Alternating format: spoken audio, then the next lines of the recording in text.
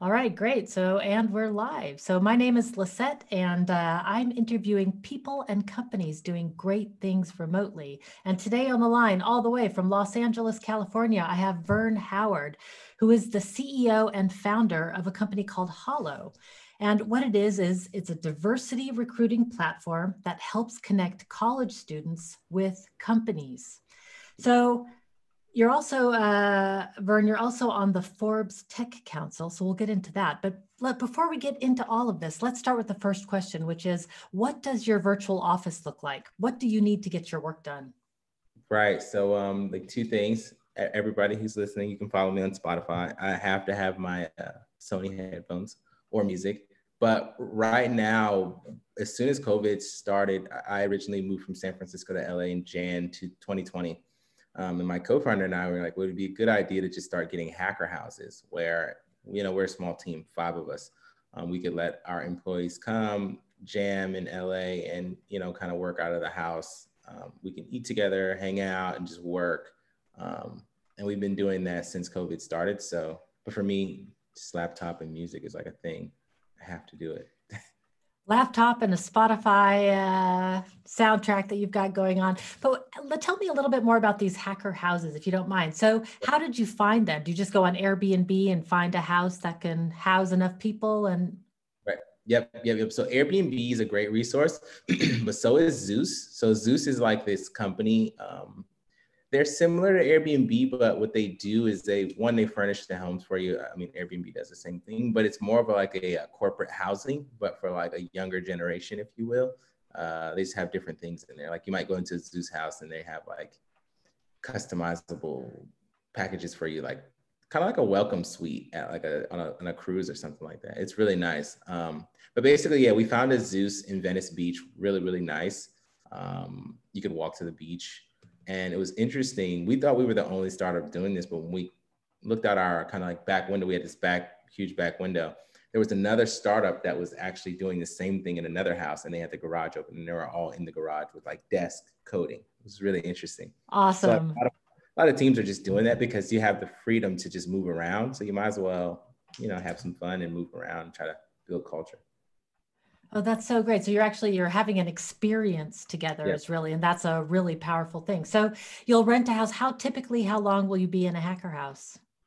Usually like a month. The most we've stayed in a single house is 2 months, which is this. It's so super interesting because also I read this book called it's like minimal. It's about minimalism and being like super minimalistic. And I've gotten to the point where now I can like pack up like most of my stuff in like four-ish, which sounds like a lot, four-ish bags and go to another house really quickly. Like in an hour, I can, okay, cool, I'm ready to go to the next house. Most of my other stuff is in storage because I have a ton of sneakers and stuff. But yeah, I think, it's become like a way There's of life. something to that. When Yeah. I first moved to the Netherlands from the United States, I had one suitcase and one suitcase full of band t-shirts, which is a long story, but I essentially had one suitcase full of my own stuff. And I remember feeling when I got to the Netherlands, like this huge sense of relief at not having so much stuff.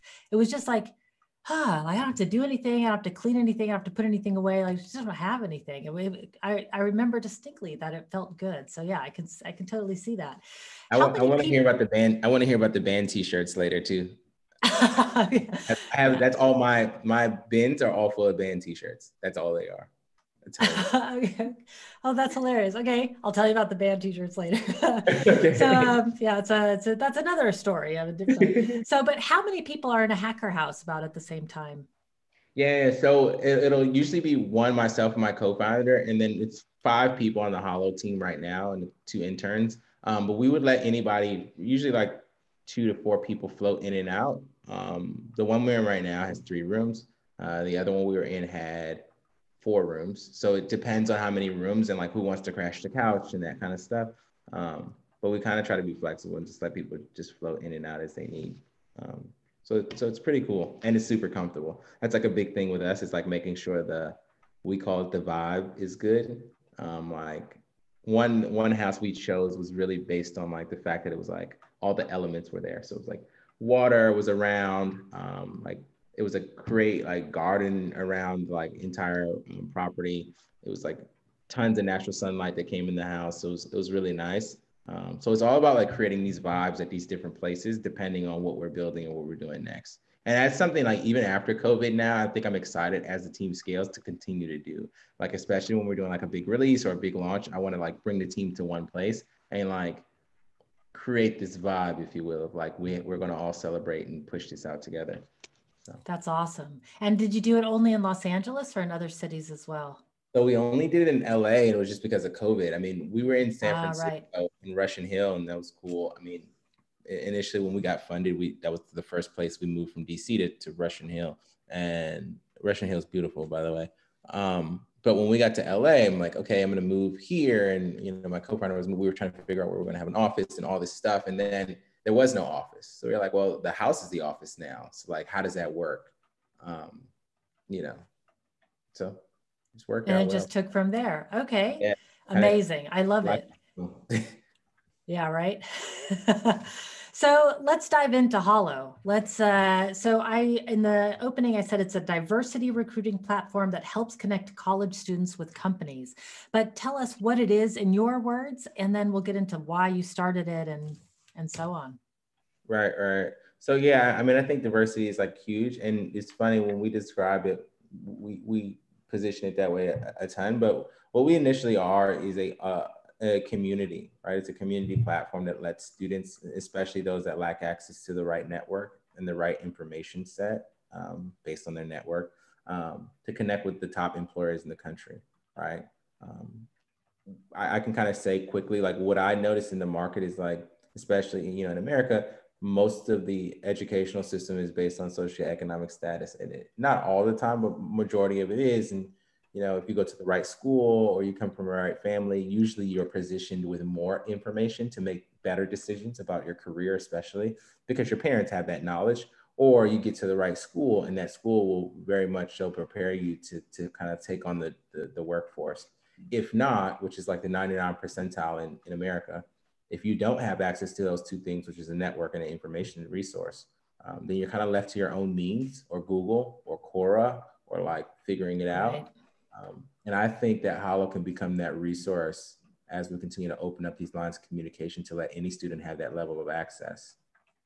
Right. So then it doesn't become about like, okay, you've got the most money, so you get the best stuff. It really levels the playing field for like, hey, you've got just as much brains as this person. You should also have the same opportunity as this person. Exactly. Right. So how do you do that? Tell us how the platform works.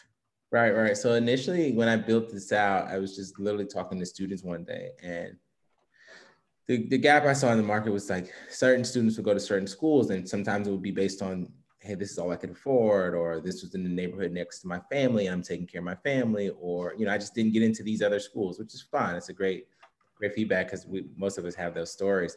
But what I noticed was that companies would actually have a map. When I worked at Capital One, I helped out do recruiting for engineering on the side. Companies have a map of where they go in the US, and most of it's not really strategic. It's not like how as strategic as it should be. Most of it's just like, hey, the head of engineering at our company went to Michigan, so we're going to recruit engineering talent from there. Of course, we're going to go to Stanford. We're going to go here. I went to like, it all depends on where the employees went, that they kind of launched these different little heat map programs to go visit schools. What I noticed is that they were going to around 31 schools a year, which is leaving around 1,500 schools out of the mix. Right. I was going to say, that doesn't sound like a lot of schools. Yeah, I mean, that's a lot of schools that are out of the mix. So I'm just like, okay, well, if I build something for everybody, for that other 1,500, let's call it the 99 percentile of schools and students and career service staff that are just trying to figure this game out of like navigating this, would they want to use this? And what I quickly found out was I actually reached out to one company before. It was like a huge brand, like top 5 brand tech company. I reached out to them and I was like, hey, would you be interested in hosting an online event for an hour and talking to students from over 1,200 universities? And they were like, well, yeah, I mean, I only go to 31 this year, but if you could let me join an event and I could pull data from that event, meaning who the students are, what are their intent, like what do they like, what's their behavior, like how are they asking questions, like are they asking questions, are they really engaged? And then more metrics on like how they feel about me and like my brand and like what I could do better, and these feedback sessions, and also the ROI on just talking to this school in general. And I built it. I literally was like, okay, well, cool. It looks like what you want to do as a company is scale your brand, understand who you are, reach more students, which is to scale your brand, and then pull ROI metrics on like, why should I choose this school over that school? Or should I do both? And I think that was something that was missing in the market. So I built it out. And yeah, we're here So now. this is awesome. We're going to totally dive in. So can students also leave reviews about the companies? Does the review process kind of go both ways? Yep. So at the end of the sessions, we actually run surveys, and the companies can actually build custom surveys, or they can just run the standard Hallo survey at the end of these events, and students can give them direct feedback. And it all comes through in a pretty little dashboard that's data visualized that you can print out and give to your CHRO if needed. Yep. So how does I mean, I haven't been to university. So I'm 45 now. I'm admitting this on my podcast. I haven't been to university in 25 years. I have no idea anymore how it works in terms of recruitment. Nobody recruited me. I went to like Colorado State University. And that's like one of those places that's probably not on the list of universities where they're recruiting. But what does recruiting look like? Yeah, I was gonna say, since you lived in San Francisco, you told me that.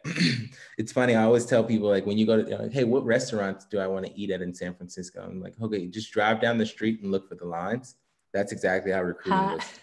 Yeah, it's how campus recruiting looks. So you go into like a gym or auditorium or, and you look for the lines, right? That's what students do. And they're like, okay, great. The line's here at this big top 5 tech company, or it's here at this top 3 startup, or, they just got funded by this major VC, and that's what it is, right?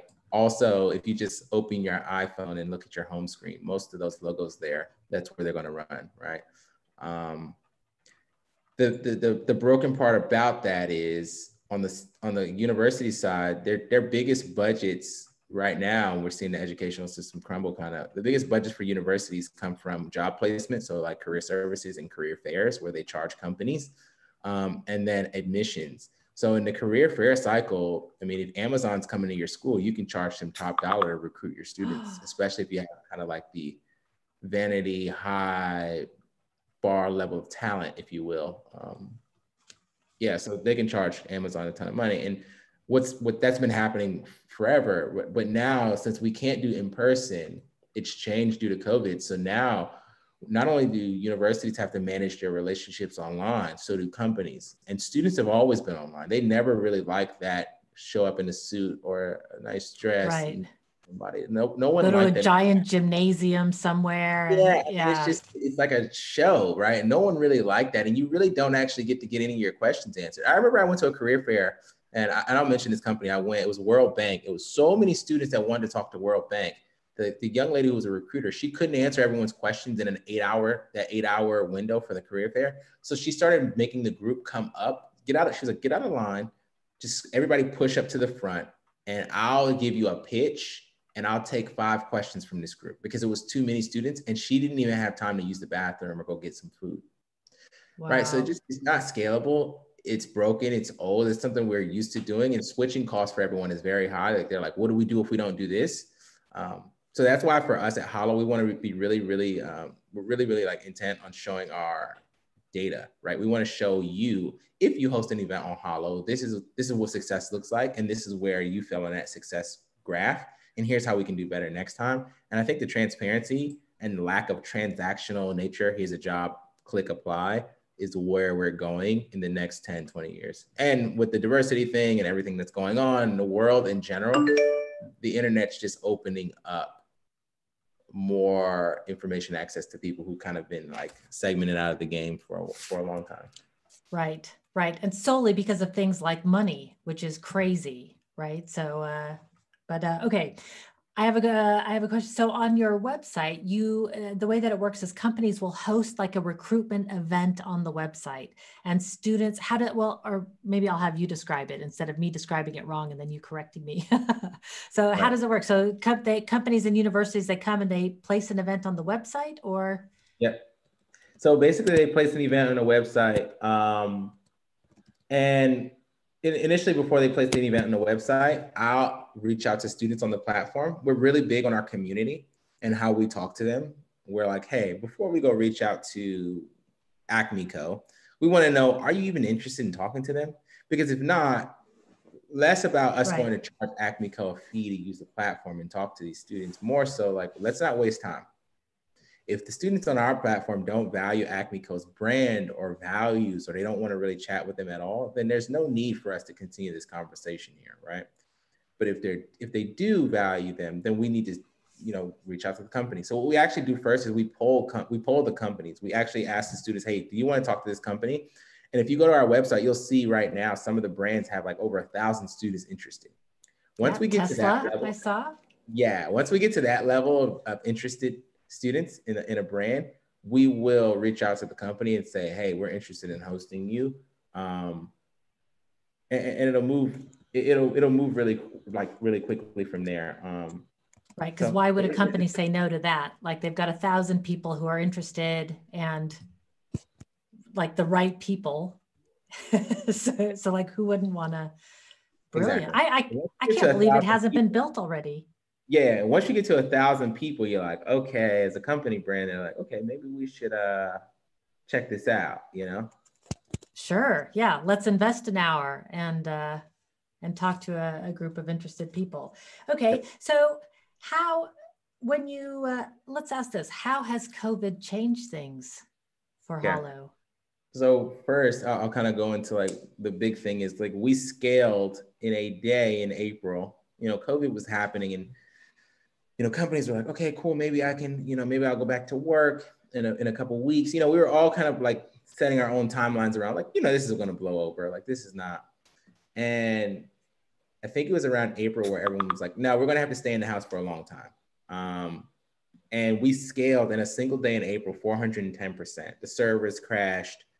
It was insane. The engineering team was just like, what is going on? It was insane. So that happened. But what we also saw in the market was that this was, regardless of COVID, this was already going to happen. This was a shift that needed to happen.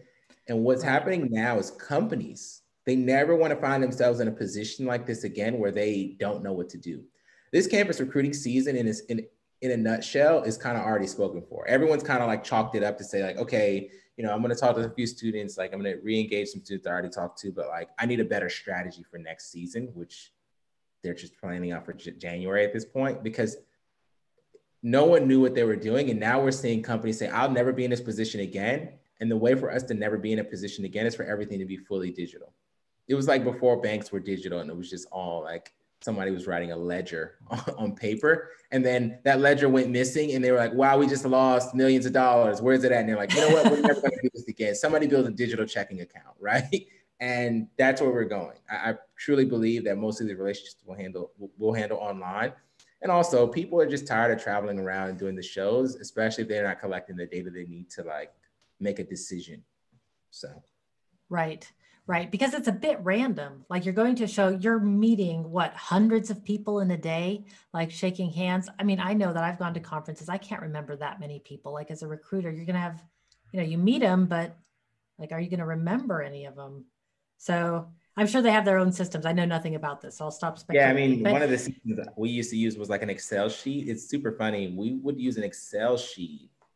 And one time I was at a career fair. We were having the students type their name, first name, email in an Excel sheet, and our laptop died an hour before, and it deleted the entire Excel sheet. Yep. Right. And then you think, never again. Yeah, those are the methods there. Seriously.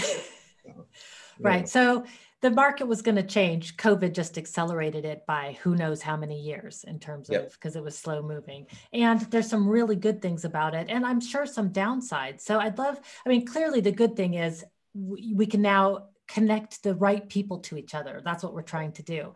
But what are the downsides of having a system like this? What are the challenges that people need to look out for? Right. I think one of the things that we're seeing early is like people, we just recently launched video. So it was a thing with Zoom where people were getting kind of like the Zoom fatigue and those kind of things. As we continue to build events, in general, I think in tech, we spend a ton of time on screens and phones and those kind of things. And I think for us, even as a company, we're really mindful of how we place and build our events. Like we're not a fan of like, hey, here's like 50 events back to back to back to back. Like we purposefully spread them out. And that might not be something that's like our investors love or someone else loves, but we purposely do that because we don't want our students to just get burnt out on the screen all day. They're already kind of like doing school on the screen and like talking to all Right. their friends on screen and doing Watching Netflix and like everything else. So I think that's one of the things that I constantly look at and we're super mindful of is like, you know, I'm like big on that, like wellness and those kind of things. So like, that's something that's in the back of my mind as I continue to build out this company is like, how does the wellness aspect fall into here? So one thing we did outside of like hiring events and all this other stuff, we're hosting a 24-hour session where we're going to let students just talk to us about like anything, like from our team, just expertise of like, hey, I need help with my resume, it's not working, or hey, like I got this question that I'm in an interview process and maybe you guys can help me. And our entire team is going to just join and answer random questions based on our experience, which between all of us is like 10, 15 years of experience in tech and jobs. And so recruitment now. I mean, just telling somebody what the process looks like and what the companies are looking for. And yeah, I mean, that's like solid gold. yeah, that's the whole game. That's the game. I mean, that's literally the game. And that's why you pay top dollar to go to like the best schools. Cause I mean, you go there and they sit down and they're like, here's the game plan, the entire game plan. And literally all you have to do is execute. And I think everyone should have that opportunity. For You know? sure. Yeah. For sure. But I think also the whole education system is changing, right? Like the university model also seems to be like there's been rumblings for years about that being a kind of an old fashioned model. And I think now that everybody's forced to teach online, we're going to be seeing a more hybrid Yeah. education model in the future, just moving forward, because it only makes sense, right?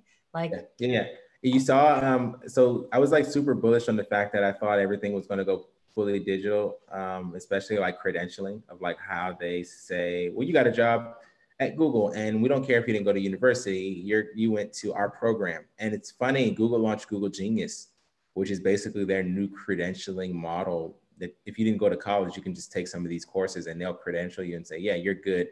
And we verify these creds as you can apply to Google and get a job. awesome. I mean, that's going to change the entire system, right? Because then everyone else is either going to have to adopt to their own credentialing models, or they're going to have to adopt to like, hey, Google Genius, what are you guys doing? And can we use that to say, screen candidates into our process as well? And it's going to happen because right now, no one's going to want to pay, $60,000 a semester to go to school on Zoom online. Right. Right. Especially when you can learn so many things for free on the internet. I mean, like, or not even free, but like really low cost. You're certainly not going to pay 60,000 euros for an app on the internet to help you learn stuff. You're not going to do it, and you're not going to do it. And I think everything is timing. This generation, I always look like, I just turned 31, but my younger brother's generation, like, I mean, they're just like, they don't care. They're just like, nope, not doing it. I mean, I remember my generation was kind of like that, but it was like a balance. It's still like, I got to go to school. I got to do these things, right? It was still that kind of pressure.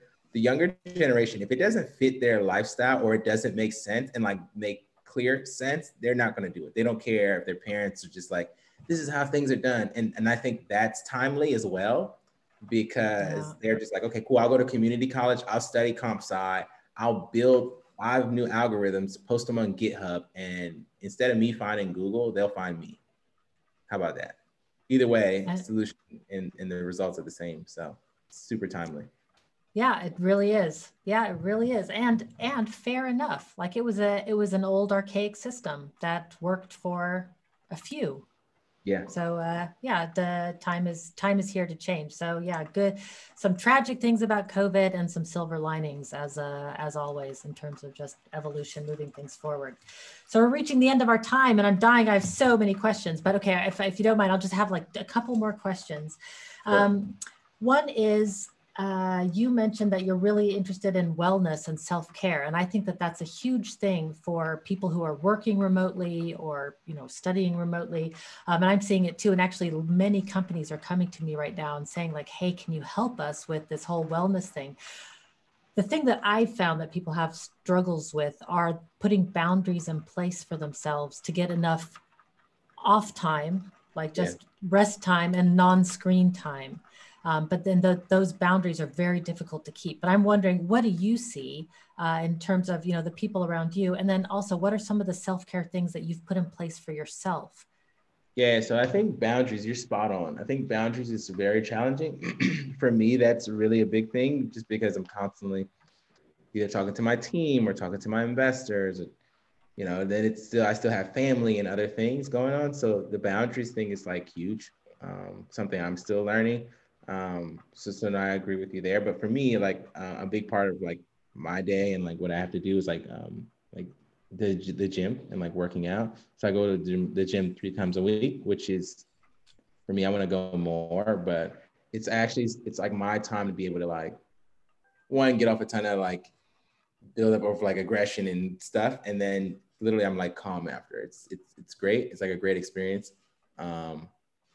And also I eat really well. So like I used to eat like really, really bad and it was like sluggish and I was like constantly sleepy all the time. It just didn't feel good. And now that I eat like super, super clean, I feel like 10 times better. So I Amazing. think especially as a founder and you're like up late nights and you're working a ton, you don't eat well. And also one thing I've been doing is like fasting. So I use this app called Zero. I got that obviously from a lot of people will mention like Jack from Twitter. He does this a ton. He does like 24-hour fast, which is crazy, but I do like 16-hour fast every day. So that has been keeping me super sharp. Yeah. So between that, eating clean in the gym, I'm like super balanced, but working on the boundaries, that's definitely hard. Especially as a founder of a company. I mean, Yeah. it never ends, right? Your list it's like never Yep. ending. It's like a scrolling wiki that just keeps going. So yeah, Yep. that's hard. Totally. Yep. So last question. All right, 2 more questions, but the last one's super easy. The second to the last question is advice for students who Yeah. are thinking like, what should they be thinking about, like working on? Do you update your LinkedIn account? Do Yeah. you, like what do you have to focus on these days? What would be your advice? Yeah, I would You're say just starting out. the biggest thing I actually hosted a session for UT Austin, some students it was like a week ago. And I got this question a lot. There's like one thing I was super big on is like networking, like meet tons of people because you never actually know who can get you a reference or like give you that access to the information or give you that quick little tip that gets you into that great company. Networking is huge. And I guess like a linchpin on there is like send that email. What I noticed is like when I first even started the company or even had an idea, I would reach out to like the CEO of any huge company. Like I'd email them and it's like 8 to 9 times out of 10, they'd write back. What I noticed was most people won't send that email because they're like, they're never going to write me back. They're never going to say anything. They're too busy but in reality, so many people are afraid to send them an email that the barrier to entry is pretty low. You just don't realize it. So I'd say that like, definitely try to reach higher as you continue Network to. and don't stand in your own way. Yeah, a lot of students, and I think I used to do that too. I'd see a job posting, I'm like, oh, I'm not qualified for this, and you can't do that because you don't know. That's another thing with job postings; they're so static that we don't actually know if we have transferable skills that are qualifications for the job. We don't know. It's just, and I think like just reach higher. The worst thing that happens is someone says no, and they give you the keys to say what you can do better next time. But if you never try, you never know. So. How do you recommend networking online these Yeah. days with people? So Twitter is interesting because one is very loud right now, but two, if you do have some valuable things to say that are valuable, like positive things to say, you'll actually find a community there, Yeah.